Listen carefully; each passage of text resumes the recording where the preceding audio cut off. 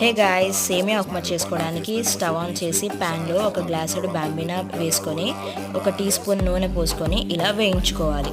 అవి వేగిన తర్వాత ప్లేట్లోకి ఇలా తీసుకోండి. అదే ప్యాన్లో నూనె పోసి మినపప్పు వేసి ఆవాలు, జీలకర్ర, కాసేపటి తర్వాత మిరపకాయలు, క్యాప్సికమ్ వేసుకొని కలుపుకోవాలి. కరివేపాకు, క్యారెట్, ఆలు వేసుకొని కాసేపటి వరకు కలుపుకున్న తర్వాత టమాటాలు వేసి కలుపుకోండి. 1/2 టీ స్పూన్ పసుపు, 1 టీ స్పూన్ ఉప్పు వేసి బాంబినా 1 గ్లాసుడు అయితే 1 గ్లాసుడు వాటర్ పోసుకోండి. మూత పెట్టి నీళ్లు కాస్త మరిగిన తర్వాత తీసి వేయించుకున్న బాంబినాని అందులోకి వేసేసుకోండి. ఫుల్ వీడియో డిస్క్రిప్షన్లో మెన్షన్ చేశాను, చూసారు కదా. తక్కువ టైంలో ఈజీగా టేస్టీగా సేమియా ఉప్మా ఎలా చేసుకోవాలో లైక్ చేయండి, షేర్ చేయండి, సబ్స్క్రైబ్ చేయండి. ఐషూస్ కిచెన్.